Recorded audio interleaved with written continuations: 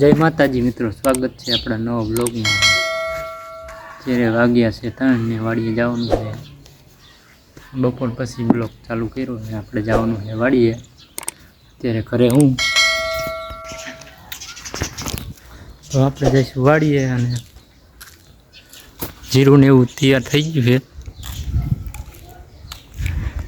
આપણે હલર ને એવું ચાલુ કરવાનું છે। હલર ને એવું તૈયાર કરી નાખ્યું। હમણાં જ બધું ફિટિંગ કર્યું।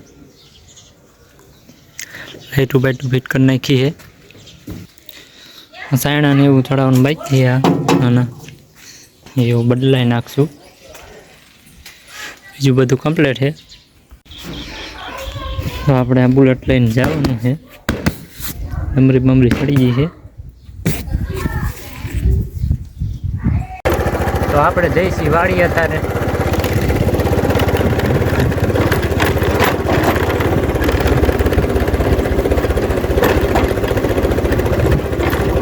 તો આપણે પહોંચી ગયા વાડીએ અને આપણે બુલેટને તો અહીંયા મૂકી દીધું છે।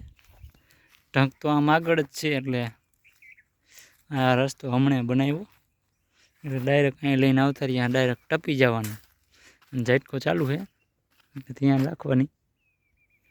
તો આપણે આવી ગયા છીએ વાડીમાં અને તો આપણા ઘઉં છે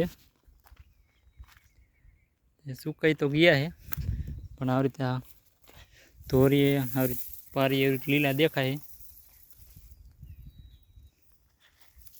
આ ધોરીઓ છે ને તો આમાં આવી રીતે આમ લીલા છે ક્યાંક ક્યાંક।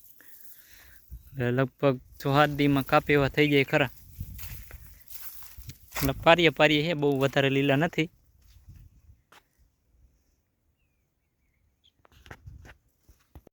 અને જીરું આપણે ઓલી સાઈડ આગળના ભાગમાં છે, એટલે ત્યાં જઈ તમને બતાવું। જીરું પણ એકદમ પાક ઉપર આવી ગયું છે, હવે એની પણ તૈયારીઓ છે।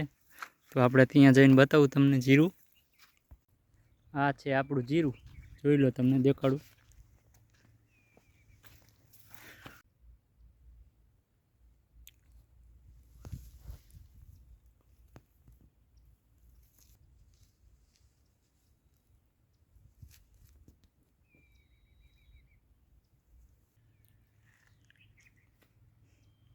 આ ભાગ વધારે સુકાઈ ગયો, આમ આગળ લીલું દેખાય કે પહેલાં એને પાતા ગયા હતા। પહેલાં આ ભાગ પાયો, પછી આમ આગળ પાતા ગયા, છેલ્લે એનો વારો એટલે એ વધારે લીલું દેખાય।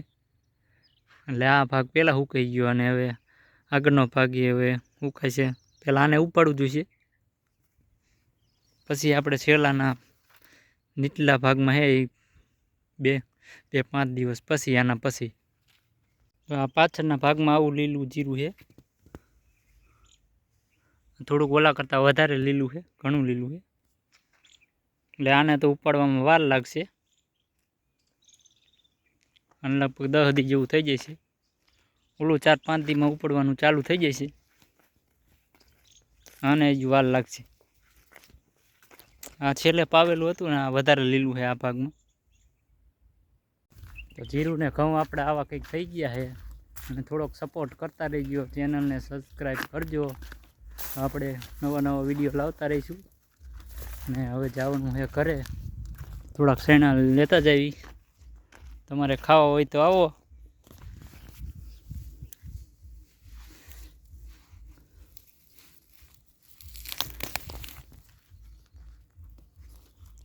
તો મળશું આપણે નવા વિડીયો સાથે। આપણે ચેનલને સબસ્ક્રાઈબ કરજો, જેથી તમને આપણા વિડીયો જોવા મળે, અને થોડોક સપોર્ટ કરતા રહેજો અને ચેનલને સબસ્ક્રાઈબ કરજો।